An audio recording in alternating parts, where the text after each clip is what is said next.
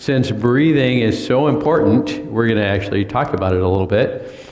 And it seems for some people think, well, everybody breathes. Well, yeah, that's true. But not everybody breathes correctly. And so we're going to talk about that this evening. In fact, we're going to start in the Bible. The Bible tells us that in the beginning, the Lord God formed man of the dust of the ground and did what? Breathed into his nostrils the breath of life, and man became a living soul.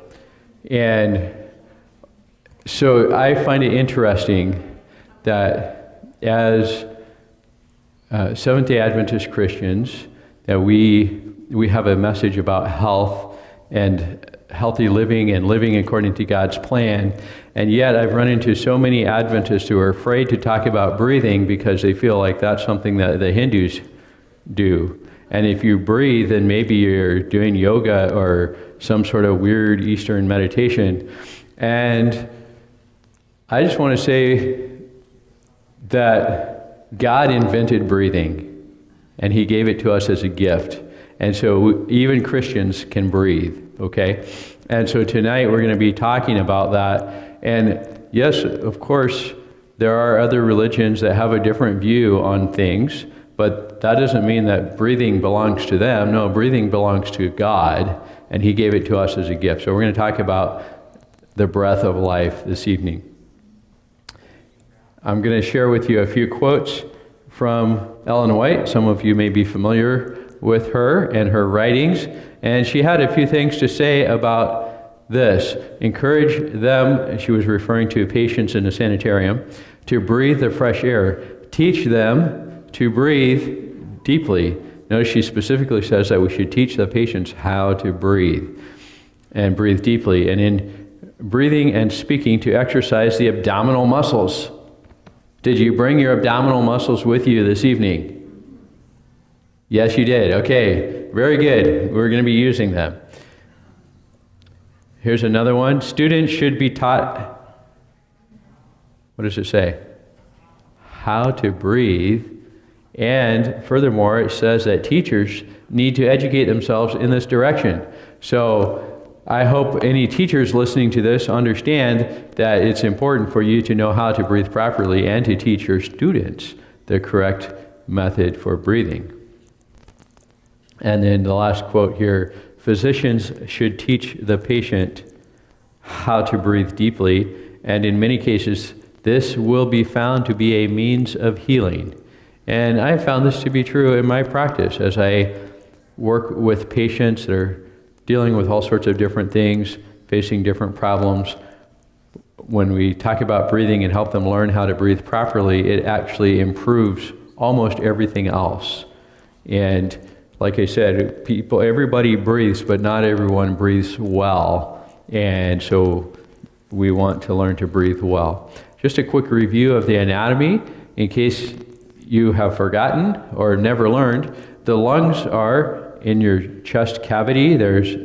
Most people have 2 lungs, and they're connected to the air supply through the nose and the mouth, through the trachea and into the bronchi, and the little air sacs here, we call these alveoli.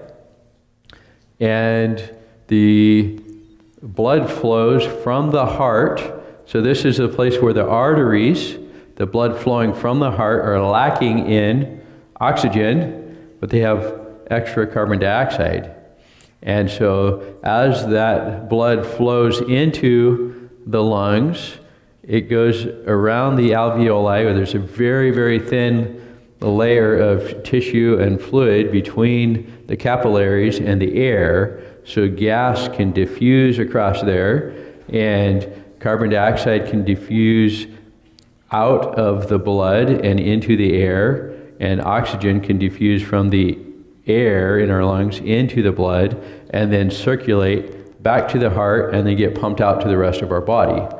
And if you stop breathing, you know it only takes a couple of minutes for things to go wrong. And what happens is your carbon dioxide level builds up until it becomes toxic, and your oxygen level also begins to drop. And that's a bad combination, and all sorts of bad things happen. And so it's important to breathe and to circulate the blood so that we can get rid of carbon dioxide, which is a byproduct of metabolism, and take in oxygen, which is needed to keep metabolism functioning. Okay? So nothing particularly out of the ordinary with that. It's just a good reminder for us. These little, oh, by the way, these little alveoli, or these little air sacs, they're very, very tiny, and they need to stay open in order to function. And sometimes what happens is if there's too much mucus or too much pollutants, it can cause these to collapse. And another thing that happens is when people have emphysema, often from smoking, the smoke damage causes the walls of these things to get dissolved.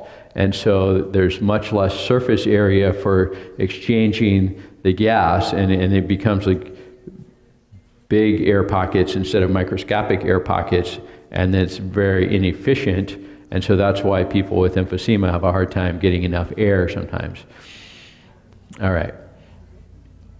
So we're going to talk about air quality. We're going to talk about the mechanics of breathing, and then we're going to talk about some exercises that we can do to learn and train ourselves to breathe better. Okay?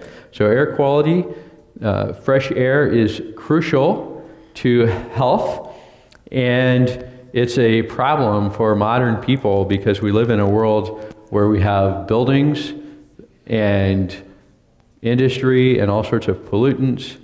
And so we need to start thinking about the quality of the air that we're breathing. Now, this was a very interesting bit of research. The last time I used this in a presentation, I got reported to the medical board with a complaint because I hope you won't hold it against me. I'm going to cite some research done by the CDC. Is that okay? I hope nobody will report me for reporting research done by the CDC, okay? So here it is.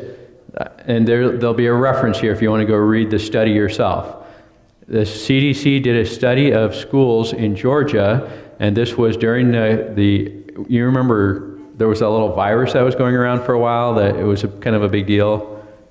You guys know what I'm talking about? That thing that I don't talk about, but you know what I'm talking about. Okay. So the school, now the interesting thing, they collected data from the schools in Georgia, but each school district had different policies with regard to masking and distancing and all of those things. And so it was really good that they were able to collect all the data from all the schools and compare what the different schools did and what the outcome was. I thought that was wonderful that they actually sponsored this study and did this research. And what they found was that ventilation reduced the transmission of COVID by 35%. And ventilation was just opening windows and turning on a fan. Imagine that, 35% reduction in transmission of COVID just by opening the windows and turning on a fan. Yeah, wow, okay. And then they found that in schools where they circulated the air through filters, the high-efficiency particulate absorbing filters, that it reduced transmission an additional 13%. So just by circulating fresh air from outside and filtering that air as it was recirculated, they reduced the transmission by, what does that come up to? 48%. And then when they look at mandatory masking for children, what they found was that it didn't make any difference. This was a CDC study, okay? I didn't make this up. You can go read it. Think about putting a mask on your face. Does that help you get fresh air and breathe better? No, it doesn't. It doesn't at all. So anyway, this is not about that, but it was just interesting that they did this research, and what they found, the most effective thing is ventilation with fresh air into the building. That was the most important thing. And of course we found that if you go outside, transmission drops to almost nothing when people are outside. So there's that. And there's the reference if you want it, or you can just go and Google CDC study schools in Georgia, and you'll come up with it. All right. Now, when we're thinking about fresh air and the air outside, the problem is even the air outside is sometimes polluted. Did you know that? Yeah. And unfortunately, we live downwind from Chicago, which I think we should all move somewhere else. But in the meantime, until we can all afford to move somewhere else, we might have to do the best we can with what we have. But trying to not live next to a major road or freeway. And the research on this is really astounding when you look at it. People who live near major roads have increased rates of asthma, Alzheimer's, dementia, Parkinson's disease. You start to think, Parkinson's disease? Yeah, well, there's pollutants from the vehicle traffic that get into the air and into the water, and it affects our neurologic system. So when we breathe in pollutants, that goes directly into our bloodstream and affects our body. Here's another one, heart attacks, okay? Heart attacks, not just from eating at McDonald's, there are other things that contribute to it as well. Multiple sclerosis, another neurologic disease that's been associated with living near a major road. And then finally, this one is interesting. Most people are not aware of this. Perhaps you all are. But children that are born to mothers living near a freeway have double the rate of autism of people who do not live near a freeway. And the best theory that we have is it has to do with the pollutants from the freeway getting into the air and then into the mother's body, and that affects the developing child. So quality of the air we breathe is important.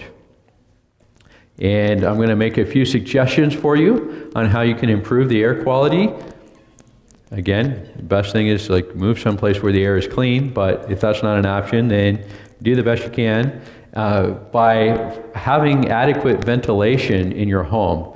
So the standard recommendation by the engineers that look at home ventilation is something like 3.5 air change or 0.35 air changes per hour, but most experts agree that the more air changes are better. And in fact, in schools are required to have even more. And so minimum, at least one air change an hour, better would be 3 or 4. That requires ventilation of the home.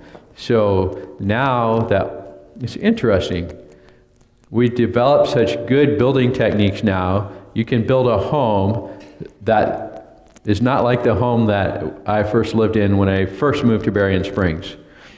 So I have time to tell a quick story. Some of you probably have lived in homes like this before. When I moved to Berrien Springs, I was a starving student. I didn't literally starve, but I almost felt like it sometimes. I didn't have much money, but we bought a house.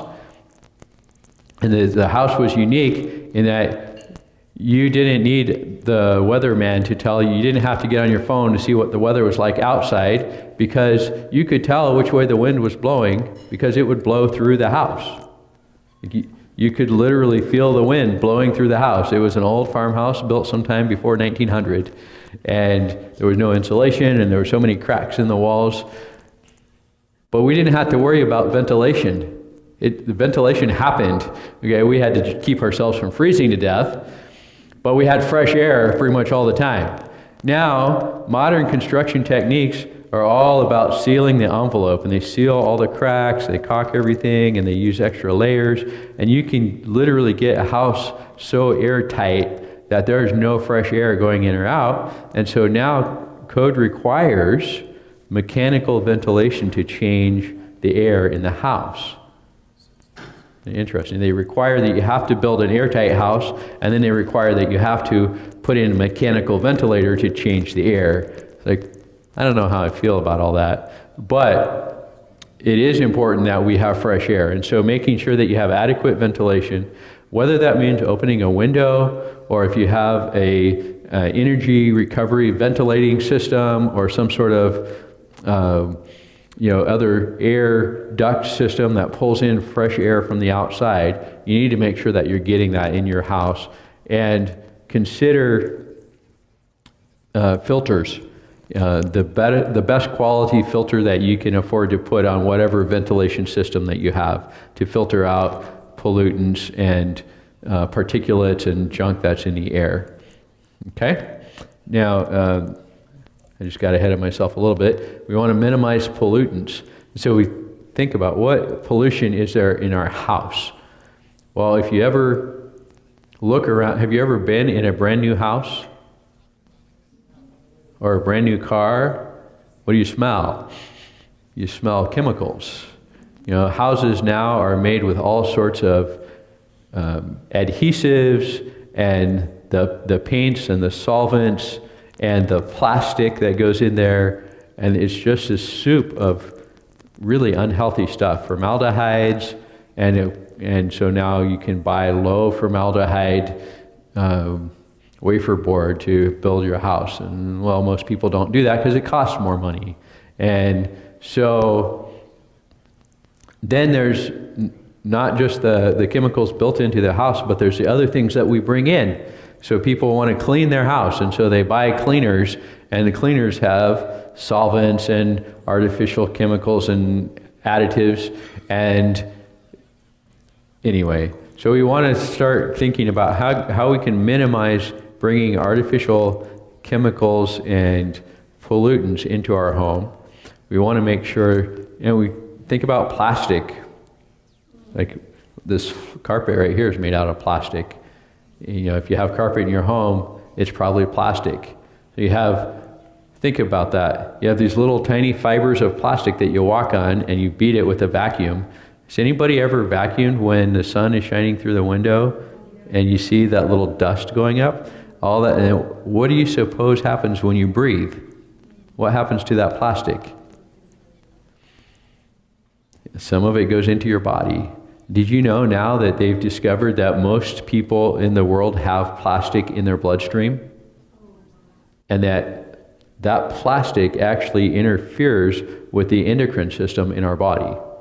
And it leads to things such as hypothyroidism, which is one of the more common problems that we see in society in North America today, people with thyroid problems. Well, I'm not saying it's all due to plastic, but the plastic that we breathe in contributes to that and all sorts of other things.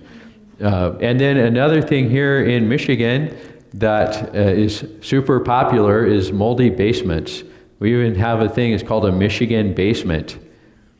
Well, if it's in Michigan, it's a Michigan basement, right?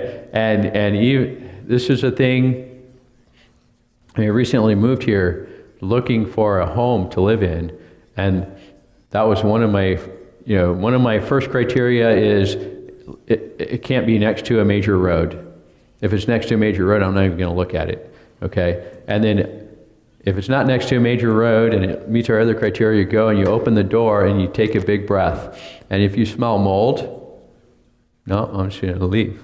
I'm not going to buy that. But the thing was, it was the vast majority of the homes, even nice homes in Michigan, have mold issues. And so that makes it so much more important to get that ventilation going, first of all, to have filtration. And then if you do have mold issues, address those. Like figure out what do you have to do to keep your home dry so the mold is not releasing those spores into the air and triggering all sorts of problems. So find ways to minimize that. And then finally, a suggestion that helps to reduce pollutants in the air is to have houseplants. And I didn't put all these slides in here, but you can actually go and find lists of houseplants that absorb things like benzene and formaldehyde and other solvent chemicals and things from the air and incorporate it so that it's actually cleaning up the air for you, as well as potentially making more oxygen available for you. So consider having houseplants. All right, I have a few more quotes about housing. This one from Ministry of Healing. So far as possible, all buildings intended for human habitation should be placed on high, well-drained ground. This will ensure a dry site and prevent the danger of disease from dampness and miasma. Think about that. That's a real challenge here in this part of Michigan, isn't it? Finding high, well-drained ground where there won't be dampness and miasma. What's miasma? It sounds like my asthma and your asthma. We all got asthma. That's not exactly what it means, but it's not too far off. Miasma is like the foul air from, swampy, icky ground where things are decaying and all that sort of thing. This matter is often too lightly regarded. Continuous ill health, serious diseases, and many deaths result from the dampness and malaria of low-lying, ill-drained situations. In the building of houses, it is especially important to secure thorough ventilation and plenty of sunlight. Let there be a current of air and an abundance of light in every room in the house. Sleeping rooms should be so arranged as to have a free circulation of air day and night. Now, I know some people at night, they want to shut everything down, close the drapes, close the windows, close everything, keep it all nice and warm in here because we're paying to heat this air. But then the air quality just drops. So we have to figure out how can we stay warm and have fresh air at the same time. Or maybe in the summer times, how can we stay cool and have fresh air? There should be a free circulation of air day and night. No room is fit to be occupied as a sleeping room unless it can be thrown open daily to the air and sunshine. In most countries, bedrooms need to be supplied with conveniences for heating, that they may be thoroughly warmed and dried in cold or wet weather. And that's pretty much what we have here in Michigan, isn't it? Cold or wet, most of the time. So we need to pay attention to that. All right, so that's a little bit on air quality. Now we're going to start talking a little bit about the mechanics of breathing. And the first thing is the importance of nasal breathing. Now, a lot of people will talk about breathing and different meditation techniques and certain way of sitting and in and out this way or that way. But just for everyday breathing, it's actually really important to use our nose. And there's some reasons for that we're going to talk about. We just actually talked about air quality, didn't we? So did you know that your nose and your sinuses are the built-in air quality control system for your lungs? So if you're breathing through your mouth, you are bypassing the air quality system that God designed to help your lungs. And so when we breathe through our nose, that conditions the air. It filters out a lot of the particulates. So, that dust that you see in the air sometimes when the light is just right, if you breathe through your nose, a lot of that gets trapped where? In the mucus lining of your nose and your sinuses, and then you can sneeze that out later. And you get rid of it instead of having it stuck in your lungs for the next however many years. So filtration, so removing particulate stuff from the air before it gets to our lungs, where it can then be removed. Humidity, that's important. Our lungs are supposed to operate, and they operate best at a very precise humidity level, and the air is not always at that level. And so by pulling the air through this moist space, it raises the humidity of the air so that our lungs don't get dried out. And then it's interesting when I mentioned earlier the energy recovery ventilation. I don't know if any of you have ever looked into that, but they have these systems now for your house where you can pull in the fresh air and you exhaust the stale air, and you use the heat from the outgoing air to warm up the incoming air, and it saves money on heating. Well, the same thing happens with our body. When we breathe in, this air is colder than our body, unless it's more than 98 degrees. So our sinuses warm that air up and they humidify it to match our body. And then when we're breathing out, that humidity and the heat actually brings the temperature for our sinuses back closer to that level. And so it recovers some of that heat. And so as we're breathing in and out through our nose, that's the most efficient way for our body to adjust the humidity and the temperature of the air that we breathe. Now there's research that shows that nasal breathing improves blood pressure. And I won't go into all the details of that, but it's been shown it improves oral health as well. Because our mouth isn't really designed primarily for breathing, it's primarily for eating and drinking. We don't normally do that through our nose. That's what the mouth is for. And so sometimes we can breathe through our mouth. We can get more air faster, probably, but that's not really good for long-term use. So typically we're going to be better off and we have better oral health. Our teeth and gums won't get dried out, and it'll be better to keep the mouth closed, breathe through the nose. And for some people, it becomes a habit to breathe through their mouth, either while they're awake or while they're asleep. So if that's a challenge for you, then that's something maybe to address with your medical provider if you have some sort of sinus issue that prohibits that or something else going on. Now we're going to look at the mechanics of breathing. And so first of all, here is a graph, and this is a chart that's labeled with the different parts of our lung capacity. So if you can imagine, this would be if you had 0 air in your lungs, and this is as much air as you possibly can get in. Okay, so right now, let's just have everybody take a deep breath. Try, take a big breath and get as much air in as you can. All the way. A little bit more, a little bit more. Okay, so when you get as much air as possible into your lungs, that's this peak right here. And so if this is your normal breathing, your normal capacity of your regular breath, you have capacity to take in quite a bit more. Most of us do. Then you also have the capacity to empty more, because most of us don't empty our lungs when we breathe. We kind of breathe in the middle of this range, right? So now let's try to empty your lungs out. See if you can do that. Empty it out.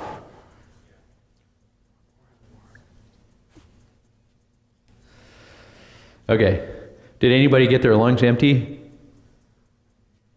Yeah, you're not falling for that. It's a trick question. Because when you empty your lungs as much as you can, there's still a lot of air in there. All those little air pockets are still open and full of air. If you were able to empty your lungs completely, you'd have a collapsed lung, or, filled with fluid, and it would be really bad. So we can't do that. The only time that you have your lungs with no air is before you take your first breath. And so babies in utero, their lungs are kind of collapsed, and they're just waiting to take a breath. And as soon as they take that first breath, those lungs start to open up and inflate, and they never go back again unless there's some sort of traumatic bad thing that happens. So there's always this is called a residual volume. So when you breathe out as much as you can, there's still some air down in there. Then you have the expiratory reserve, which is from your normal end of expiration, as much as you can force out. That's what this amount is.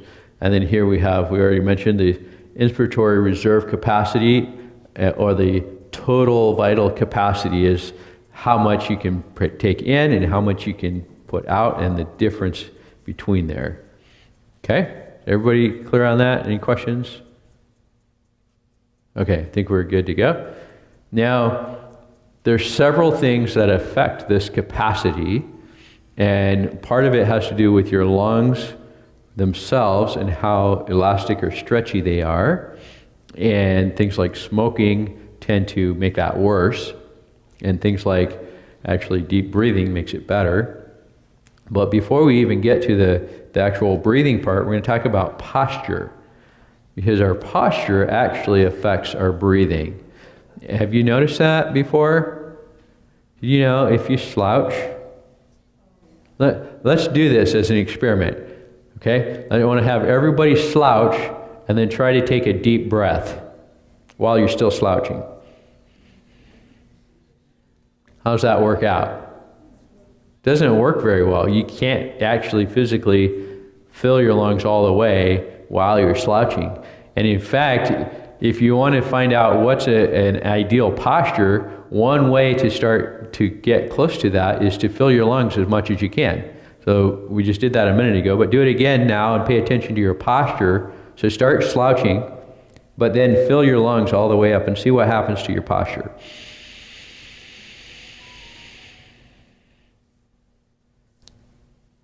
Oh, it just fixed my posture by taking a deep breath. Okay, so obviously if you have some sort of anatomic problem, you've had a broken back or you have broken ribs or some other thing going on, that's going to affect what you're able to do. But generally speaking, we're going to have much better lung capacity and we're going to breathe better when we have good posture and vice versa. So be aware of that. So one thing is this slouching down of the shoulders. Another thing is this tilting of the pelvis too far forward or too far backwards. And I'm sure you've probably seen people that stand like this, and then you've seen other people that stand like that. And neither one of those is really healthy and good posture. And it's also not good for our breathing. So here's another picture that shows some examples of that.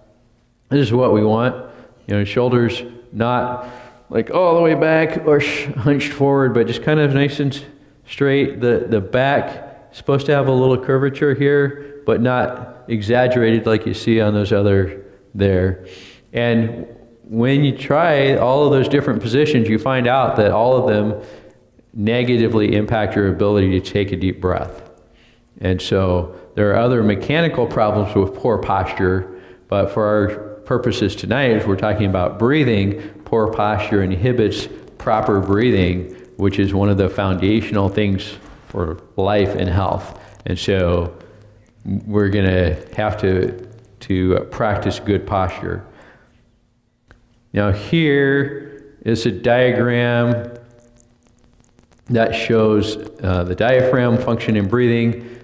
Diaphragm is a muscle that it goes between your chest and your abdomen. In fact, it defines the boundary between the chest and the abdomen. It's connected to the front of the chest and to your back and on the sides, and it has this sort of dome shape. And actually how we breathe is when the diaphragm contracts, it shortens. So if you have a dome-shaped muscle and it shortens, what's going to happen? It's going to do that, right? So as it shortens, it pulls down, and that actually creates negative pressure in your lungs, and it pulls the air in. So that's how we breathe. We actually pull the air in by creating that negative pressure. And then when we exhale, it's simply a relaxation of that muscle and a relaxation of the chest muscle. So chest muscles, the intercostal muscles actually crisscross, and so you can use them both for inhaling and exhaling.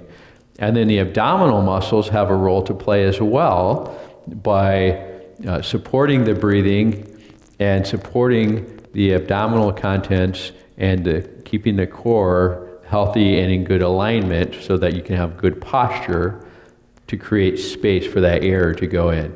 So when we breathe, the diaphragm should go down, the abdomen should go out, and the chest should rise. So sometimes, very often what happens is people neglect the diaphragm and abdominal part, and they're just breathing from the top of their lungs. And so let's do this right now. Put one hand on your belly, one hand on the top of your chest. And then just breathe normally and think about how you're breathing and how is your chest moving and how is your belly moving. And when I say breathe normally, now you're thinking about it like, oh, what's normal? I mean, how? Okay, so let's try this. Try to take a deep breath without moving your belly, just moving your chest. That feels kind of weird, doesn't it? Okay, now let's try taking a deep breath, just move your belly but not your chest. That kind of feels weird too.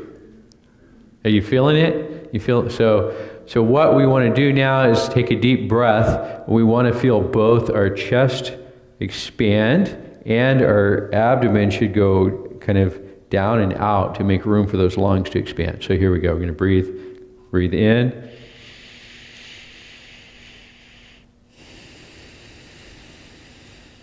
Okay, so you notice if you're breathing properly, they're both expanding and contracting, not just one or the other. Okay, so there are some times when you might need to do one or the other. So that should be pretty rare though. Like if somebody's sitting on your chest, you might need to breathe mostly by using your abdomen to pull the air, or if somebody's sitting on your belly and maybe you have somebody in your belly. Is that a thing? Some of you have had a person inside your abdomen, and I bet you noticed that it was harder to breathe about 8 or 9 months into that experience. Am I right? It's never happened to me, but I've observed it a few times. So yeah, so that's a physiologic change that makes it harder to breathe. And so you end up breathing more chest breathing and less abdominal breathing, which means it cuts back on your capacity. Anyway, so with that introduction, here's a diagram of different types of breathing, and we don't need to go through them all, but just the idea is on this axis we have time, and on this axis we have the breath going in and out. Okay, you see so for example, that first one there, well, there's no breathing, that's apnea. The second one in red, what does that look like? That looks like fast, shallow breathing, right? So let me ask you a question. What usually happens when people get anxious? I don't know if it's ever happened to you, but someone you know, or maybe yourself, have you ever had some anxiety, gotten startled or anxious about something? What happens to your breathing? It goes fast? Okay. Anybody have a different reaction? Some people hold their breath. Have you ever noticed that? When somebody's like really scared, they're just like, they don't even move. And you're like, okay. You just have to start breathing pretty soon or you're going to pass out. And some people do pass out because they don't breathe.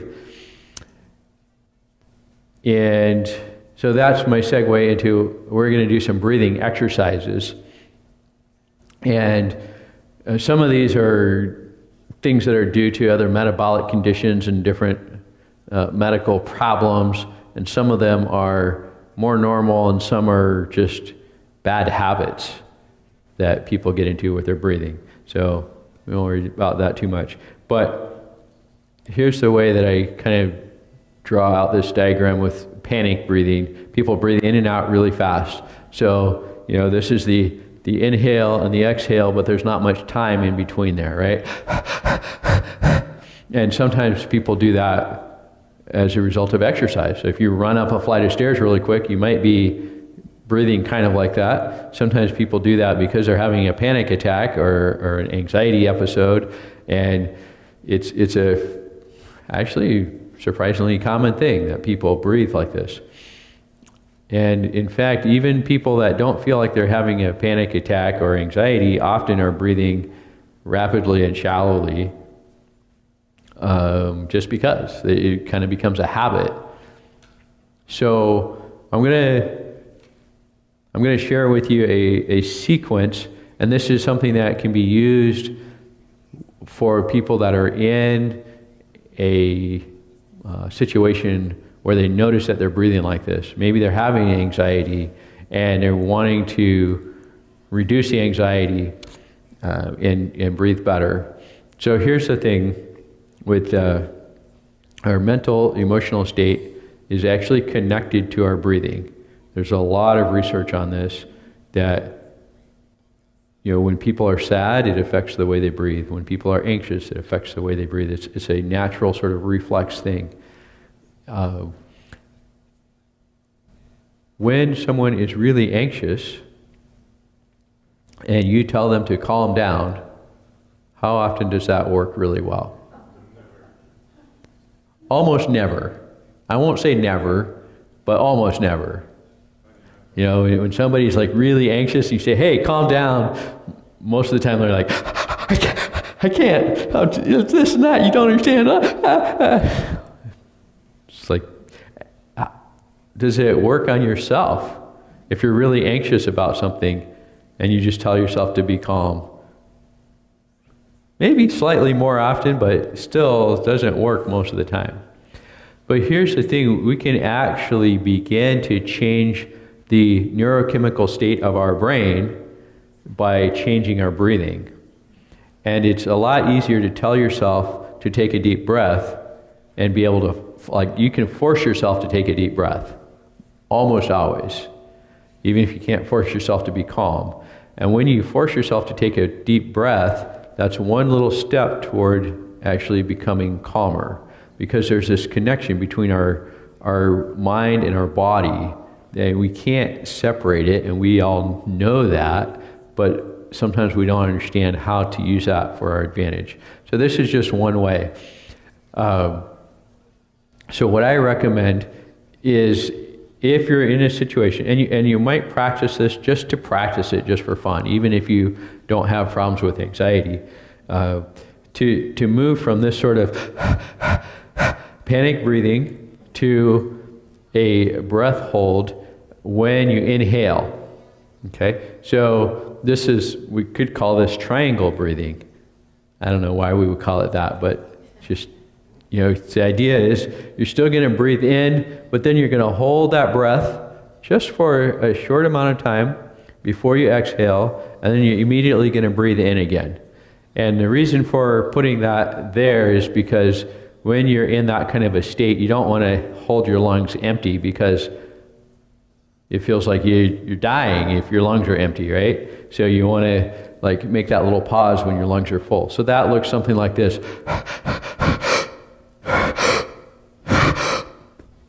Now when I just did that, have you ever seen somebody do that before? Have any of you ever had children and they're get hysterical and then they're trying to recover themselves? They do that naturally. Remember? Have you seen it? Yeah. So children do this naturally. Adults, sometimes we forgot how to do things, the natural way. So the idea here is, when you recognize that you're breathing too rapid, too shallow, or maybe deep and rapid, either way, to insert that little pause when your lungs are full, and to do that purposely for maybe 3 or 4 breaths. And then to introduce a pause at the bottom. So this becomes kind of a square. Some people call this box breathing. They teach this to SWAT teams and special forces people and all that, to learn to control their breathing when they're in stressful situations. So this is a good place to go. So from that sort of linear in and out to in, pause, and then out and in, pause, and now it's in, pause, out, pause, in. Okay, you follow me? So that's going to look like this.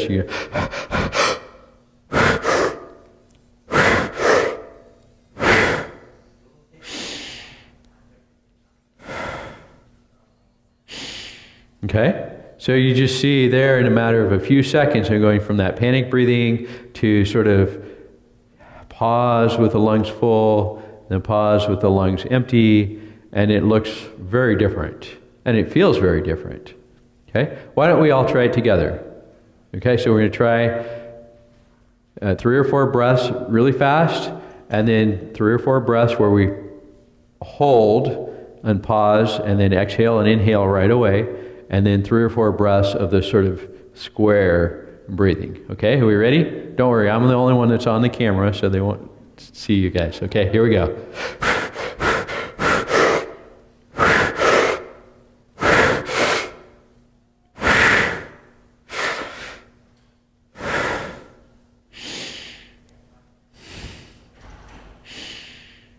Okay.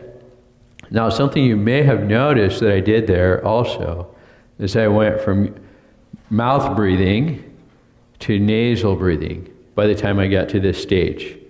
Okay, so I'm not saying it has to be at a certain moment in time, but it starts to feel much more natural as you're controlling this breath and slowing that down to then be able to breathe through your nose. Okay? So I'm going to take that one more step to say after we have this sort of box or rectangular breath, we want to start to round off the edges of that to make what we call, sometimes we could call this circular breathing, although circular breathing, that term's already taken by brass players, where they actually hold air in their mouth and they continue to breathe out through their mouth and in through their nose at the same time, which is beyond the scope of this lecture here tonight. But if you watch really advanced like trumpet players, they can hold that note way longer than you can hold your breath. Like they have this thing, it's pretty cool. But anyway, so we could call it sine wave breathing. Or I like to think it's almost like if you've ever been at the ocean on a calm day when the waves are coming in and going out. You know, they kind of come in and it starts kind of fast and it slows down and then it turns and goes out and then it slows down and it turns and comes in. And it's hard to tell exactly, you know what I'm talking about, when the wave comes in, from when it's going in to when it's going out. There's like that little pause and it's almost hard to tell when it changes. And so our breathing could be that same way, but we want that sort of continuous in and out that's not being interrupted. That's kind of the goal that we're looking for. So that looks something like this.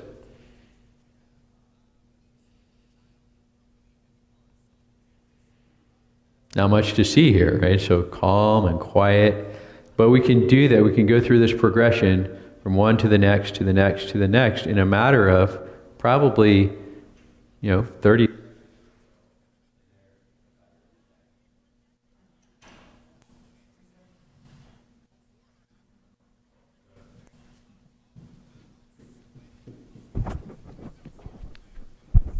All right, I'll use this one while they're bringing the battery.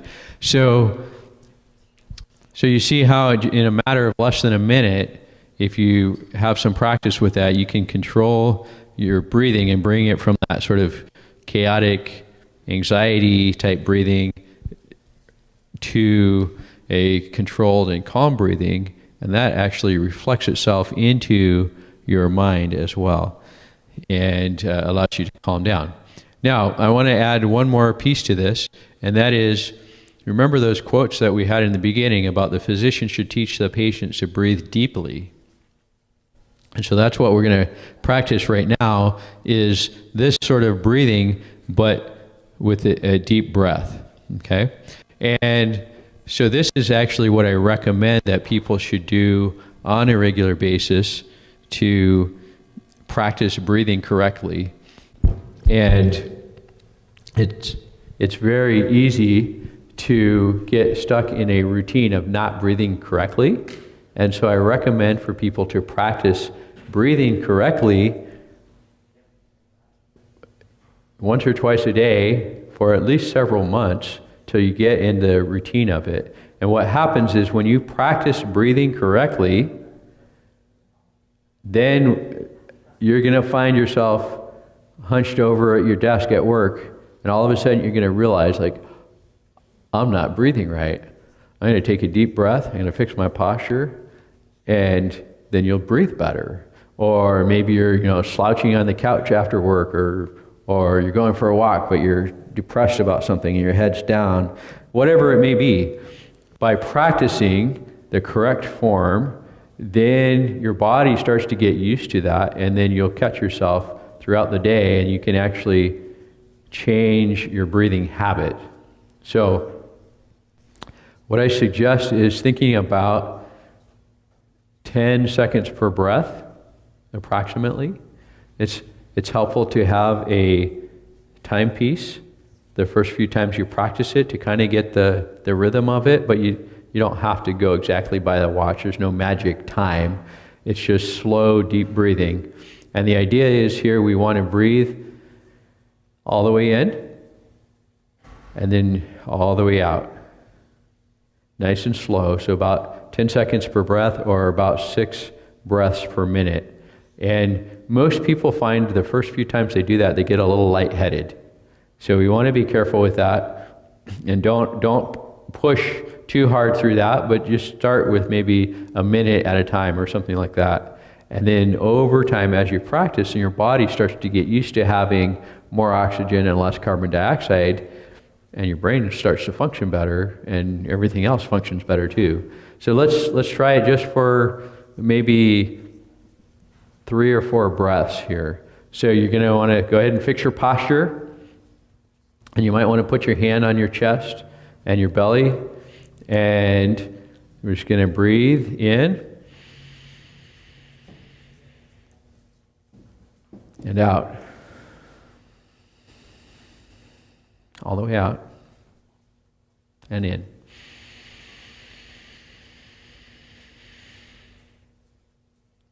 And out.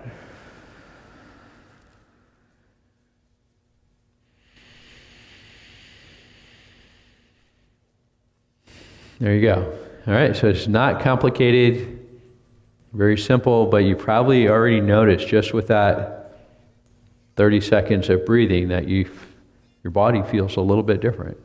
And so when you practice that, like I said, once or twice a day for at least a few months, until you can kind of retrain your baseline breathing behavior to be, maybe it doesn't have to be full, like in as much as you can and out as much as you can, but a little more than just that little shallow breathing that we so often do. So you're getting full, deep, slow breathing as your normal default. And I think when you experience that, you'll find that it actually impacts a lot of different areas of your health for the better. And so that's all I have for tonight on breathing. We have a question. Speak up loud so I can hear. Is it important to exhale through our nose, or should we use our mouth? Okay, so the question is it important to inhale, exhale through the nose, or to use the mouth? So we will find that there are traditions of different types of meditations and breathing exercises, many of them from Asia, that advocate breathing in through the nose and out through the mouth, or some variation of that. I think nasal breathing should be our normal baseline. That's kind of the design, and that's what works best. And so I recommend breathing in and out through the nose as a baseline. Now, if you do sometimes breathe out through your mouth, that's not a problem. It's more problematic if we're breathing in through our mouth, and that is drying out the oral cavity. It's not filtering the air properly or hydrating it. So we really want to avoid that. So on the exhale, not as important, but I still just recommend the baseline nasal breathing in and out. Most exercise classes would have you to breathe in through your nose, and they said they have to release through your mouth. Yeah, that's okay. I think some of them have been influenced by yogic practices.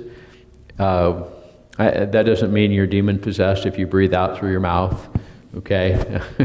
But it kind of depends on what sort of exercise and how hard you're going, because sometimes if you need more air, your mouth, you can open your mouth wider than you can open your nose.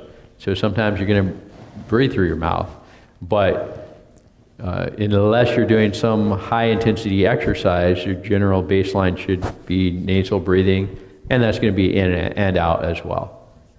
So, there's no additional benefit really to breathing out through your mouth. If you're breathing in through your nose, you're not getting more air in faster. Maybe you could breathe out faster that way. So possibly, but I don't think it's crucial either way. Okay, any other questions? All right, I'm going to leave you with one last slide. This is Psalm 150, verse 6. It says, "Let everything that has breath praise the Lord." And so just to kind of end us back where we started, God is the one who invented breathing. He gave it to us as a gift. And hopefully tonight you've been encouraged a little bit to pay a little bit more attention to that very first gift that God gave to humanity.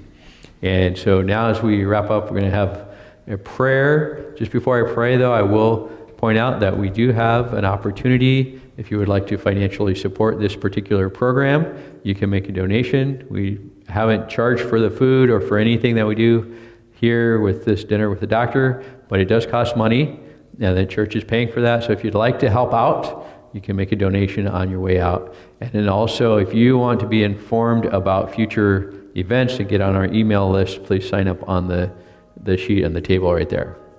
Okay, so let's bow our heads for a closing word of prayer. Heavenly Father, Lord, thank you for your goodness to us. We thank you that you did breathe into that first man the breath of life, and that gift has been passed down to us.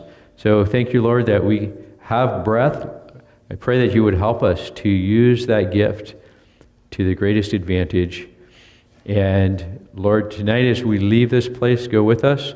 Help each one of us to take the things that we've thought about tonight and to put them into practice in a way that is best for our bodies and helps us to be a greatest blessing to those around us. We thank you for all of these things. We pray in Jesus' name. Amen.